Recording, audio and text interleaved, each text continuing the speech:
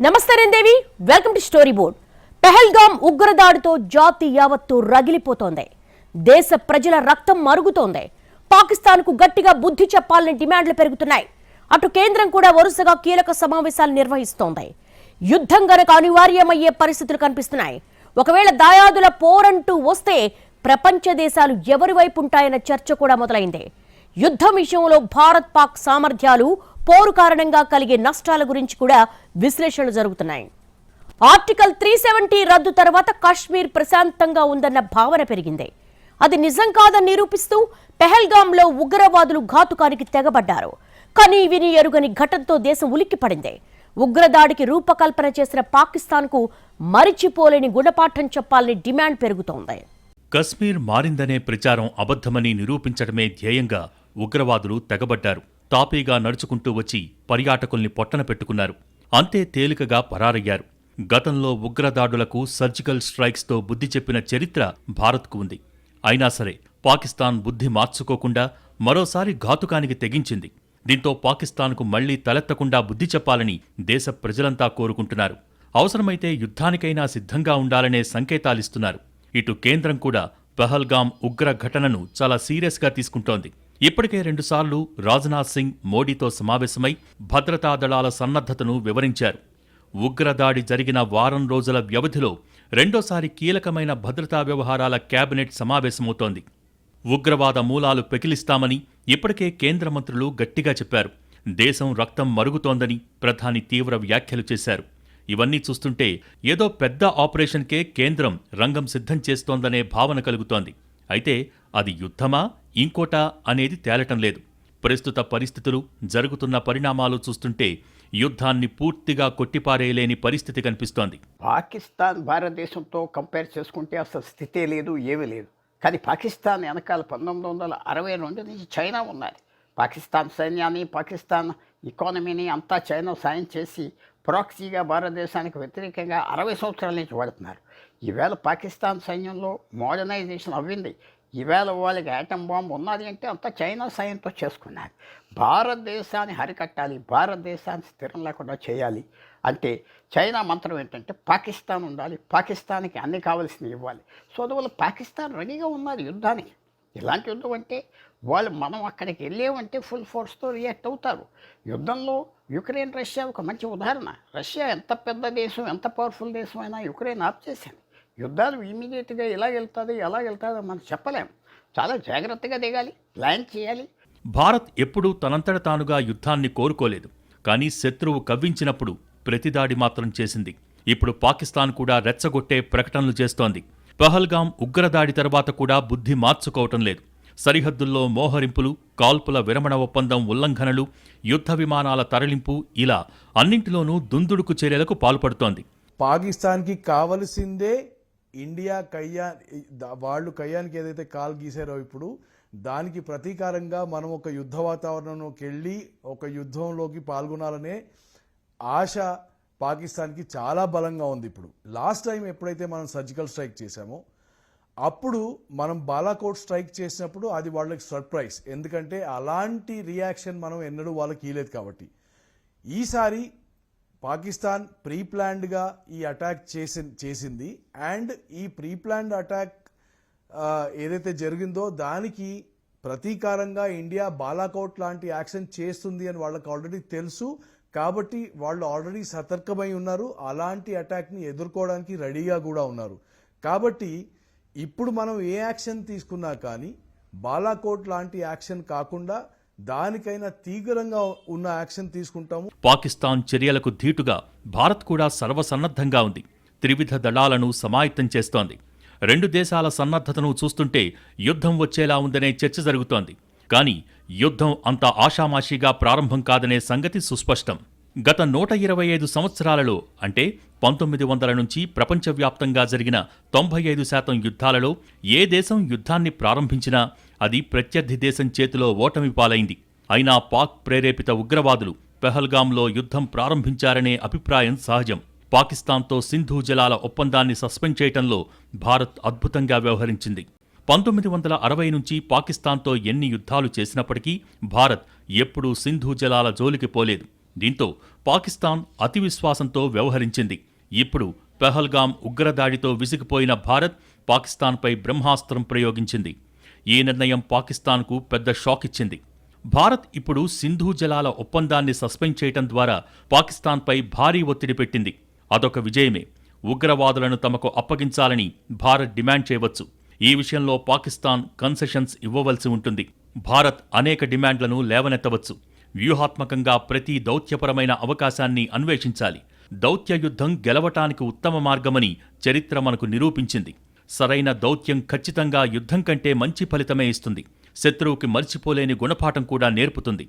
భారత్ పాక్ మధ్య యుద్ధం జరుగుతుందో లేదో ఇప్పటికిప్పుడు ఎవరూ ఊహించలేరు. అయితే రెండు దేశాలు దేనికైనా రెడీ అన్నట్టుగా సన్నాహాలు చేసుకుంటున్నాయి.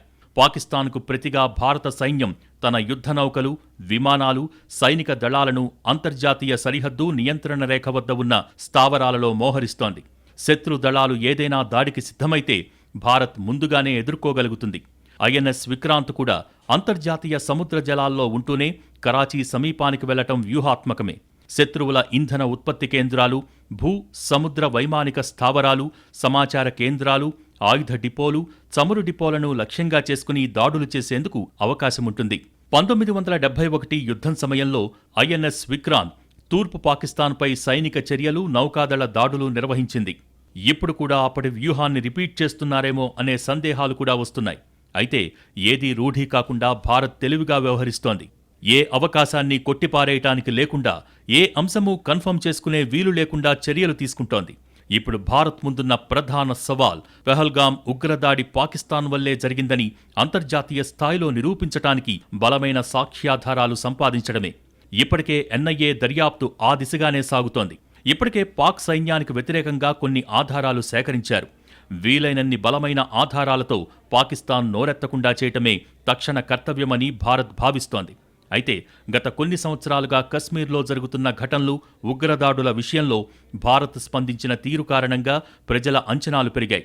అందుకే పెహల్గాం దాడి తర్వాత ఏదో గట్టిగా చేయాలనే డిమాండ్ పెరిగి పెద్దదవుతోంది. ఇప్పుడు పాకిస్తాన్పై పెద్ద స్థాయిలో చర్యలు తీసుకోకపోతే దేశ ప్రజల్లో అసంతృప్తి వచ్చే అవకాశం లేకపోలేదు. అయితే ఈ విషయంలో జాగ్రత్తగా వ్యవహరించాలని నిపుణులు సూచిస్తున్నారు. పాకిస్తాన్పై భారత్ చేయబోయే యుద్ధం అంతర్జాతీయ సమస్యగా మారేంత పెద్దదిగా ఉండకూడదు. పాకిస్తాన్ ప్రయోజనం పొందేంత చిన్నదిగానూ ఆ యుద్ధం ఉండకూడదు. ఈ సంక్లిష్టమైన సవాలు కారణంగానే ఢిల్లీలో అత్యున్నత స్థాయిలో సుదీర్ఘ మేధోమథనం జరుగుతోంది. ప్రస్తుతం భారత్ ముందు యుద్ధం కాకుండా చాలా ఆప్షన్స్ ఉన్నాయి. అయితే ఏ చర్య తీసుకుంటే ఎలాంటి పర్యవసానాలు ఉంటాయో బేరీజు వేస్తున్నారు. పాకిస్తాన్కు గట్టిగా గుణపాఠం చెప్పటం, అంతర్జాతీయ సమాజం మద్దతు ఉండేలా చూసుకోవటం, కశ్మీరీలకు భరోసా ఇవ్వటమే లక్ష్యాలుగా ఆపరేషన్కు రూపకల్పన జరగాల్సిన సందర్భమిది. పహల్గాం ఉగ్రదాడి తర్వాత హస్తినలో జరుగుతున్న సమావేశాలు కేంద్రం సీరియస్నెస్ను తేటతెల్లం చేస్తున్నాయి. కేంద్ర మంత్రుల దగ్గర నుంచి ప్రధాని వరకు చేస్తున్న ప్రకటనలు తీవ్రమైన చర్యకు సంకేతంగా నిలుస్తున్నాయి. అయితే ఎప్పుడు, ఎక్కడ, ఎలాంటి దాడి జరుగుతుంది అనేది తేలాల్సి ఉంది. పాకిస్తాన్ ఇప్పటికే కొన్ని చర్యల్ని ఊహిస్తోంది. కానీ పాక్ ఊహకు అందని ఆపరేషన్ కోసమే ఆలోచిస్తున్నారనే వాదన కూడా వినిపిస్తోంది. ఒకవేళ యుద్ధం అనివార్యమైతే దాయాదులకు అంతర్జాతీయ మద్దతు సంగతి ఏంటి అన్న చర్చ కూడా జరుగుతోంది. ప్రస్తుత స్థితిలో భారత్కే మెజార్టీ దేశాలు మద్దతిచ్చే అవకాశాలు పుష్కలం. పాక్ పాత మిత్రుల్ని కూడా కోల్పోయిందన్న అంచనాలున్నాయి. కానీ వాస్తవంగా అలాంటి పరిస్థితి ఉందా లేదా అన్న విషయంపై భిన్నాభిప్రాయాలున్నాయి. పహల్గాంలో ఉగ్రదాడి జరిగినప్పట్నుంచి భారత్ పాక్ మధ్య యుద్ధ వాతావరణం నెలకొంది. ఒకవేళ ఈ పరిస్థితులు మరింత తీవ్ర రూపు దాలిస్తే యుద్ధం జరిగే అవకాశాలు లేవని చెప్పలేం. అదే జరిగితే అమెరికా అధ్యక్షుడు డొనాల్డ్ ట్రంప్ ఎలా స్పందిస్తారనేది ఆసక్తికరం. అమెరికా ప్రయోజనాలే ముఖ్యమంటున్న ట్రంప్ దాయాదుల్లో ఎవరి వైపు మొగ్గు చూపుతారు అనే దానిపై ఉత్కంఠ నెలకొంది. ట్రంప్ బేసిక్గా బిజినెస్ మ్యాన్. ఏ నిర్ణయం తీసుకోవటానికైనా ముందు లాభనష్టాల్ని బేరీజు వేస్తారు. ఇప్పటివరకు ట్రంప్కు పాకిస్తాన్పై ప్రత్యేక ఆసక్తి లేదు. అలాగని భారత్కు కూడా మరీ అతిగా మద్దతిస్తారనుకోలేం. కేవలం పరోక్ష మద్దతుకే పరిమితం కావచ్చు. ఇప్పటికే దాయాదుల సమస్యను ఆ రెండు దేశాలే తేల్చుకుంటాయని ట్రంప్ చెప్పేశారు. ట్రంప్ ప్రకటనకు అమెరికా అలాగే కట్టుబడి ఉంటే చాలనే భావనలో భారత్ ఉంది. చైనా అవసరమైనప్పుడల్లా పాకిస్తాన్కు ఆర్థిక సహాయం చేస్తుందని భారత్కు తెలుసు. చైనా ఇప్పుడు అమెరికాకు వ్యతిరేకంగా మారటంతో ఆర్థికంగా కాస్త బలహీన స్థితిలో ఉంది. అమెరికా మార్కెట్ ద్వారాలు మూసుకుపోవటంతో చైనాకు ఇండియా మార్కెట్ కావాల్సొచ్చింది. ఇప్పటికే చైనా భారత్కు సంయమన సందేశాలను పంపుతోంది. చైనా కంపెనీలు కూడా భారత్ కంపెనీలతో భాగస్వామ్యం కోసం 4 అడుగులు వెనక్కి వేయటానికి రెడీ అంటున్నాయి. ఈ స్థితిలో చైనా గతంలో మాదిరిగా పాక్కు మద్దతివ్వటం కుదరకపోవచ్చు. చైనా పాకిస్తాన్ను ప్రేరేపించటాన్ని తగ్గించాలని భారత్ పట్టుబట్టొచ్చు.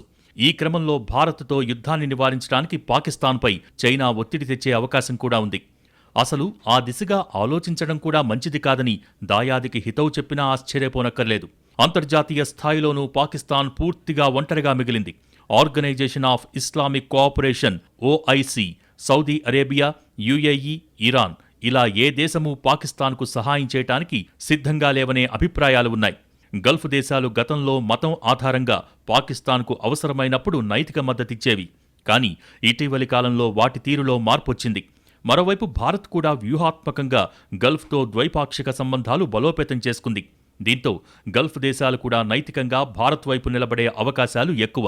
ప్రస్తుతానికి టర్కీ మాత్రం బాహాటంగానే పాకిస్తాన్కు మద్దతిస్తోంది. ఇప్పటికే పాక్కు ఆయుధాలిచ్చింది.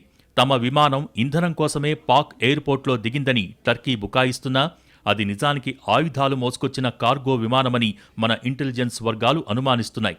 టర్కీ సహకారం కూడా పాకిస్తాన్కు ఎంతకాలం కొనసాగుతుందనేది చెప్పలేం. అంతర్జాతీయ సమాజం ఒంటరి చేసిన పాక్ను టర్కీ కూడా ఎక్కువ రోజులు మోసే పరిస్థితి ఉండకపోవచ్చు. ఇలా ఏ విధంగా చూసుకున్నా పాకిస్తాన్ ఏకాకైనట్టే.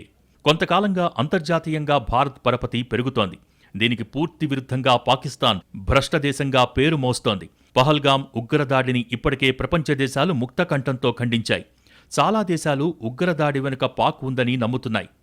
ఇక ఆధారాల సేకరణ అనేది లాంఛనం మాత్రమే. అంటే ఇప్పటికే ప్రపంచం నైతికంగా భారత్కు మద్దతిస్తోంది. అయితే పాకిస్తాన్కు అధికారికంగా సహాయమందే దారి లేకపోయినా అనధికారికంగా ఉగ్రవాదుల నుంచి తోడ్పాటు ఉండదని చెప్పలేం. ఒకవేళ అలాంటిదేమైనా జరిగితే పాక్పై ఉగ్రదేశం అనే ముద్ర శాశ్వతంగా పడిపోతుంది. ఒకవేళ యుద్ధం మొదలై నిజంగా పాక్ ఉగ్రవాదుల సహాయం తీసుకుంటే ఇక ఆ దేశ మనుగడకు అదే చివరి రోజు కావచ్చు. దాయాదుల పోరు కొత్తేం కాదు. గతంలోనూ యుద్ధాలు జరిగాయి. అయితే అప్పట్లో పాకిస్తాన్కు ప్రత్యక్షంగా కొన్ని దేశాలు, పరోక్షంగా మరికొన్ని దేశాలు మద్దతిచ్చేవి. కానీ ఇప్పుడు సీన్ మారిపోయింది.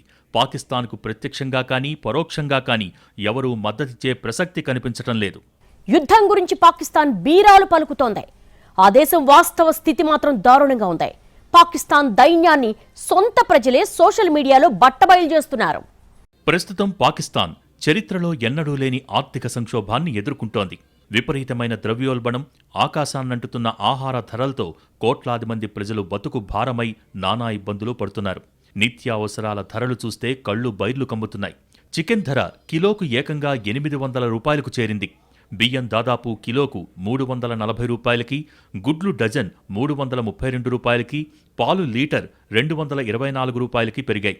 ఈ ధరల పెరుగుదల సామాన్యుల నడ్డి విరుస్తోంది. ఆకలి చావులతో అలమటించే పరిస్థితితో కొట్టుమిట్టాడుతోంది. ఆహార భద్రత లేక 1 కోటి మందికి పైగా పాకిస్తానీయులు ఆకలితో అలమటించే ప్రమాదముందని అంచనా. ఇది చాలా భయంకరమైన పరిస్థితి. పాకిస్తాన్ ఆర్థిక భవిష్యత్తు చాలా నిరాశాజనకంగా కనిపిస్తోంది.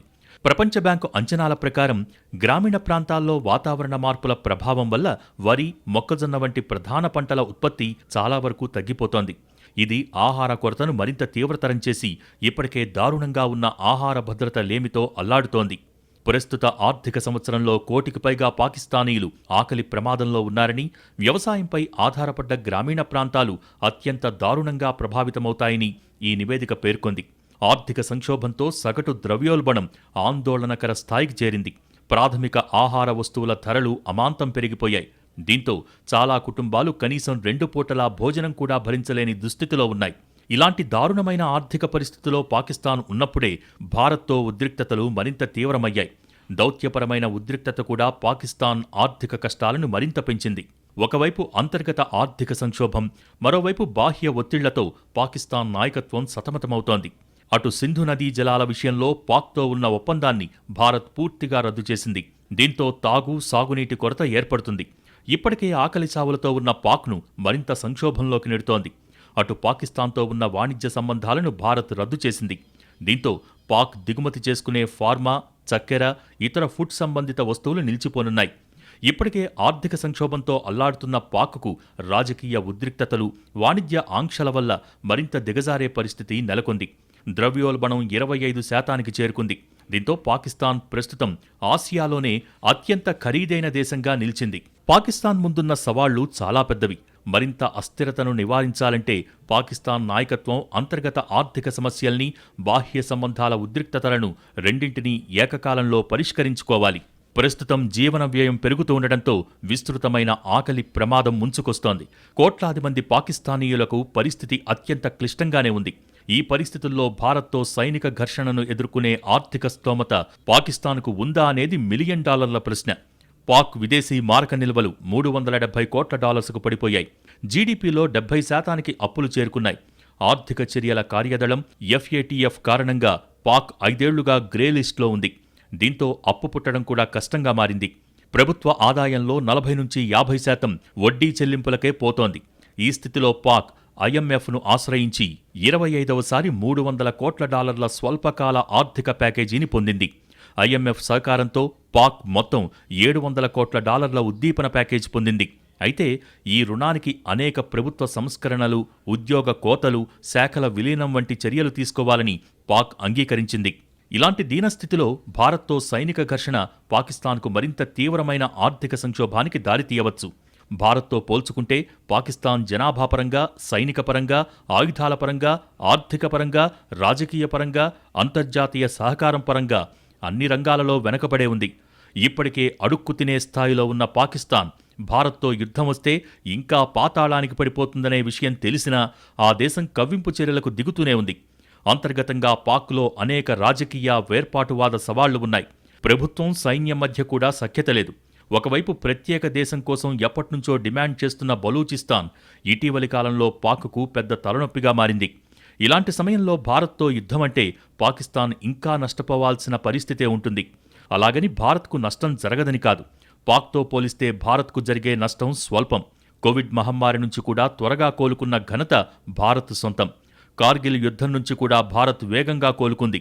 ఇప్పుడు కూడా యుద్ధం వల్ల నష్టం జరిగినా భారత్ త్వరగానే తేరుకుంటుందని అంచనా.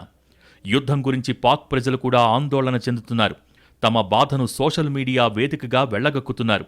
తమ కనీస అవసరాలు కూడా తీర్చలేని సర్కార్ యుద్ధానికి కాలు దువ్వటమేంటని మండిపడుతున్నారు. అంటే యుద్ధానికి పాక్ ప్రజల మద్దతు లేనట్టే.